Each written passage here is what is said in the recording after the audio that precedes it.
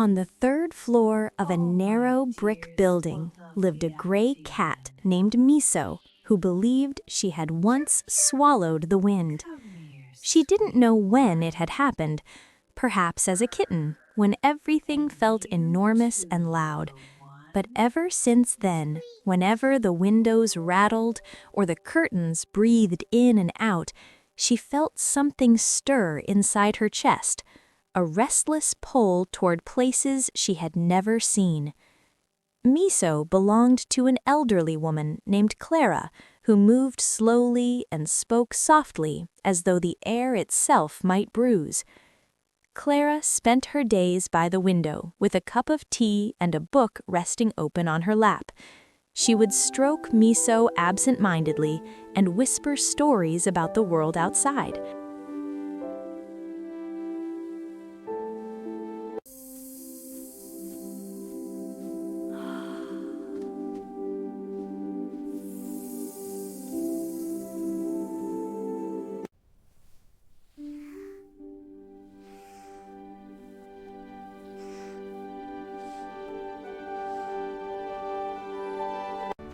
Hello, my little friends. It's a beautiful day to fly. Oh, look at you all soar, so graceful. Fly high, my dears. Enjoy the sky.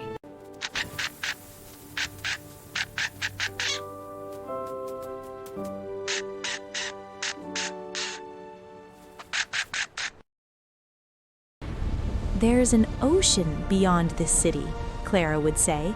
"It moves like a living thing." Miso didn't know what an ocean was, but she imagined it must be something like the wind, vast and impossible to catch. That night, a storm rolled through the city. Rain drummed against the glass, and thunder cracked like splitting wood. Clara fell asleep in her chair, her book sliding to the floor. The window, never quite shut properly, creaked open. The wind rushed in. It wasn't violent, it wasn't cruel, it was curious. It wrapped itself around Miso, tugging at her whiskers, brushing along her spine, and for the first time she understood. She had not swallowed the wind long ago. The wind had been waiting. Miso leapt onto the sill. The world below shimmered with wet pavement and flashing streetlights. The air tasted sharp and electric. She glanced back at Clara, whose chest rose and fell in steady rhythm. Belonging and staying are not always the same. Miso slipped through the window and onto the fire escape. The metal was cold beneath her paws. The storm carried her scent away and replaced it with 1,000 others: bread, rain, rust, distant trees. She climbed down. The city unfolded like a secret.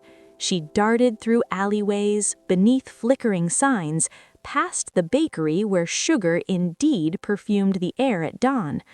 She met other cats who moved like shadows and dogs who barked at nothing in particular. She tasted freedom in puddles and rooftops and narrow fences. But as dawn crept in, pale and uncertain, Miso felt something else stir inside her. Not the wind, Clara. The memory of gentle fingers, the quiet voice, the shared warmth by the window. Miso understood then that the wind had not come to take her away forever. It had come to show her that she could leave and return. When she slipped back into the apartment, Clara was awake, worry lining her face.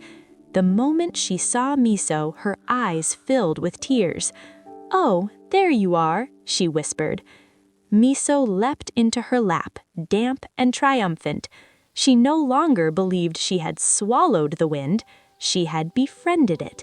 And from that day on, whenever the window creaked open just a little, Clara allowed it. Miso would sit on the sill, breathing in the wide, endless world, knowing she could chase it whenever she wished, Miso, you're but finally also back. I knowing was so worried. exactly where I she missed you belonged. so much, my sweet friend. Everything will be all right now.